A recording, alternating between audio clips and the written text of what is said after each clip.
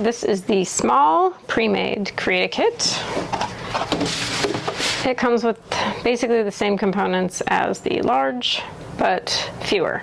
So it has the USB drive holders, the index card tab dividers, the poly bags, and this one comes with 2 of the 5x7 caddies and 2 of the 4x6 caddies. But you can also make your own combination of items. And they're all listed on the Create a Kit page. We're gonna try the small box and we're gonna pick gray. Then the caddy selection. We have 3 to choose from. This is the 4x6 caddy. This is the 5x7 small, or the small 5x7 caddy, and this is the large 5x7 caddy. Basically, 2 of these or 2 of these is the same footprint as 1 of these. So if you get 1 large 5x7, you could get 2 smalls 5x7s or 2 of the 4x. For storing mounted photographs, you can't really use this unless they're small, but if we're talking about cabinet cards, they're gonna have to go in the 5x7 box. So you could either get 1 package of the large, which comes with 2. All the packs of caddies are sold in 2s. You would get 2 of the large. You could do that if you like the bigger size. Or you could get 2 packages of the 5x7. And it would look like this. This is a great kit for storing mounted photographs. So when you have the tissue in to hold things upright, it's nice because you can take these out in small amounts. You can also get index cards if you want to sort into sections. But for this demo, I was using a lot of different sizes. These are the CDVs, or Cartes-de-Visites, and I was using these are not actually. These 2 are outliers. But this is the side-loading print sleeve in the smallest size that we have, and it's actually a good size for these little cards. You can use them without any backing. They hold it really well. Be really hard to get it to fall out, and you can see the front and back nicely. The black cardstock, because it's thinner, the white cardstock will work. It just starts to get a little bulky between the thickness of the photo and then the cardstock, and you'll have to have it cut down to size to fit into here. I have a series of these little photographs of children on these gray mounts. They look like they might be albumin. When in doubt, go unbuffered. Obviously it doesn't matter when it comes to the plastic. There's no acids in this, no buffering. So this is one option for those little guys, if you want to keep them all together. And if you just have a collection of Cartes-de-Visites, one thing you can do if you have a lot of them is put them in here like this. I mean, you would obviously fill quite a few into that. This box, this is a kit that we sell for digital storage for your memory cards and USB drives, but you can also just buy this box. It's a cute little hinge lid with a drop front, the only one that's like that. And these fit perfectly in this box.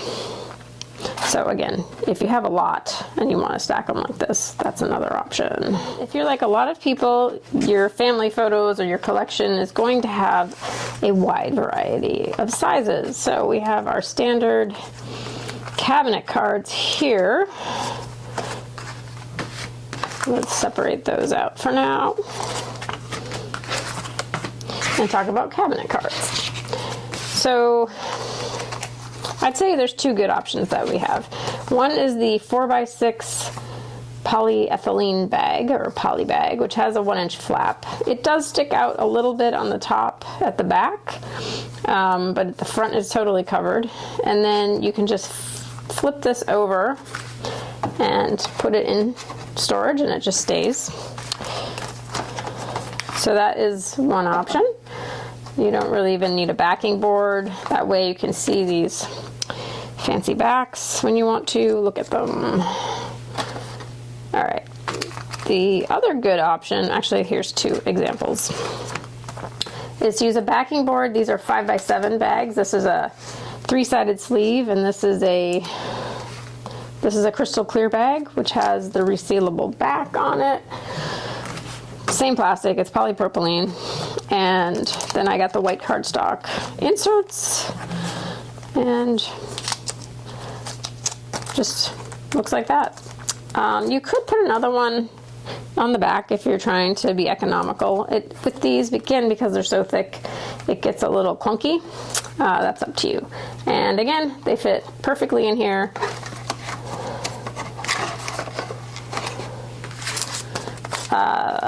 I would actually go for the 3-sided sleeves, because this actually does add a tiny bit of bulk because it's actually capturing a bit of air inside of the bag.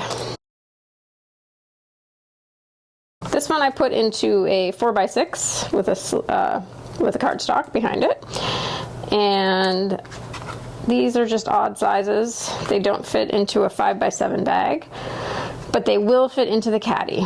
So one option is to simply interleave them in between the other pictures so that they're not touching each other and the surface is protected from the other pages. And then you put those in, and like I said, you can use tissue if your box isn't full and you want to keep them in an upright position.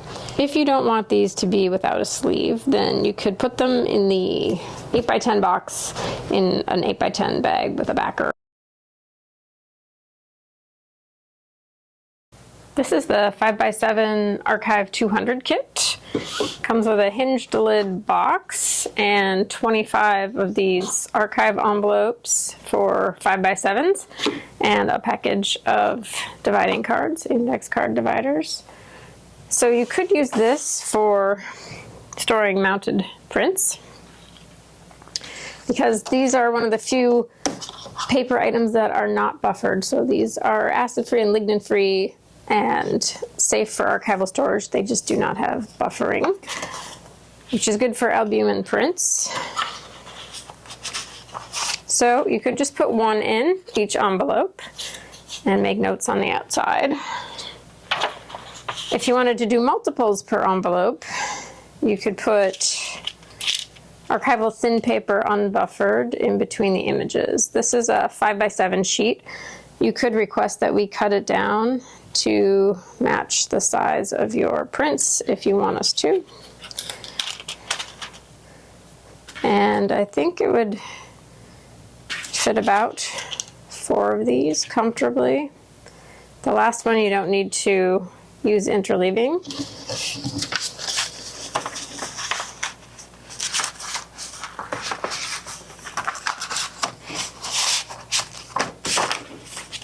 And then, of course, you could, before you put them in, label what the contents are so you can find them when you need it. So these are definitely good for long-term storage that you're not going to access a lot, versus the ones that are in clear sleeves that you could look at more often and hand around to people.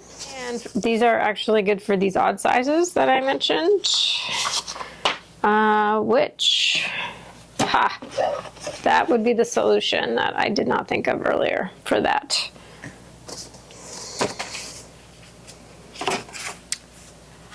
This one's gonna fit. So this one does not fit into the envelope, but you could store it like this in the caddy.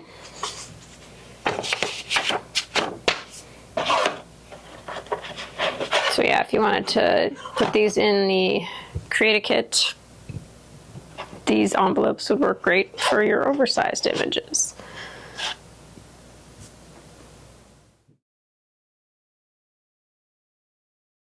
For mounted photographs that won't fit into these little caddies, I recommend storing them in a drop front box. So this one is too large to fit in the 5x7 sleeve or box. So I'm just going to put it on a piece of buffered white archival cardstock inside a 3-sided polypropylene sleeve. And of course, this also gives you the opportunity to write on the cardstock if you have information to add about the photograph. And then you just, this one, since it's smaller, I'm going to leave for the top. And then I have a pile here of similar ones that I've done. This one has a very fragile, damaged mount. And so I actually decided to use a straight edge to trim some of the mount off so that it would fit into the 8x10 sleeve, and was just careful not to take off anything that was important, like names, which are extremely hard to read. I think actually scanning this would be helpful to read the very light pencil. There's also a break right here. Since this is a found photo in my personal collection, I decided to do a small repair on it using Filmoplast P tape, which is the thinnest of the tapes that we have. On the back mount where the tear is, I should be wearing gloves. Oh, there was this bit of info on the back of the photo, so I will put it in the bag with the photograph.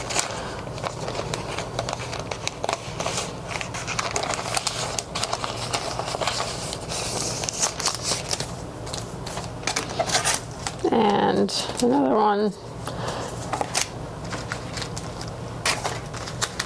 It's also useful if they're kind of an odd size, like I said, like these small sizes, to give it some support. And this one, because it has a lot of damage on the edges, and I have all these supplies at my fingertips, I used the bag stiffener, which is our box board, because it's a very, very heavy, stiff board. You don't want to use it all the time because it's going to add a lot of bulk to your box, but I just figured I should put it out there as an option, especially for very fragile items. And then I would put the smaller ones closer to the top. Love the little drop front box, it's great. And then you can put a little 1 inch, the smallest label that we carry, on here, and you're done.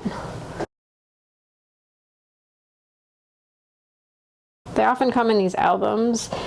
Sometimes they're leather bound books, sometimes they have velvet. And this is another random thing from my collection, which there are some clues that it's not a match. The front is separate from the back. They're not the same album at all. This one has some embossing on it, this doesn't. And then the end papers are different. So this one is white, and on the back there's a pattern. So basically, and the other clue is that the pages are totally different. Even though they're extremely similar, if you look at them, they look like they could go together, just a variation on a design. So what would you do with these if you found them in your collection? If it's an intact album, I would probably keep it whole and interleave the pages.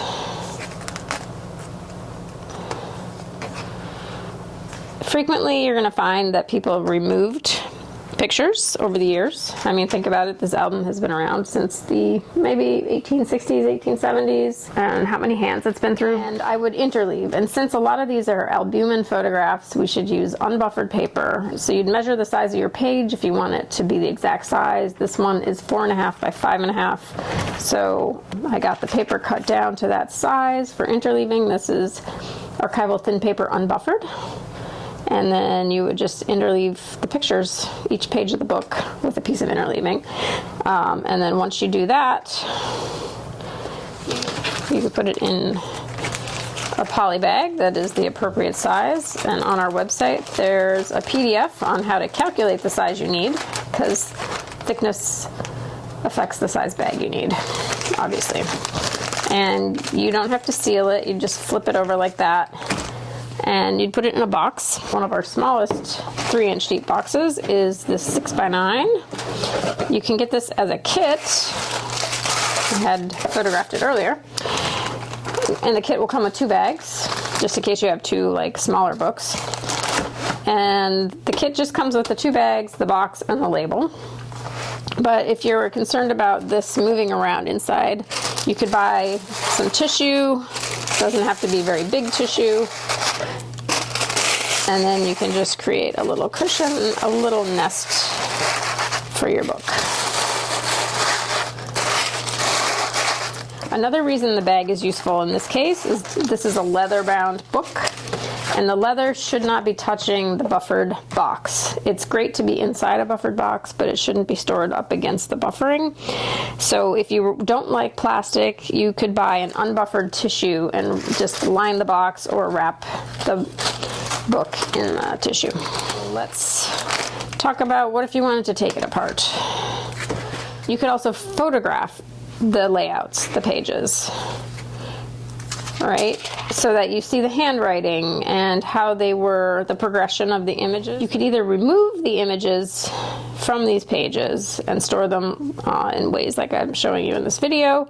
Then you open up and you find surprises sometimes. So one surprise that's very common is to find tintypes mixed in with the Cartes-de-Visites. So we have 2 tintypes here, and obviously a lock of someone's hair.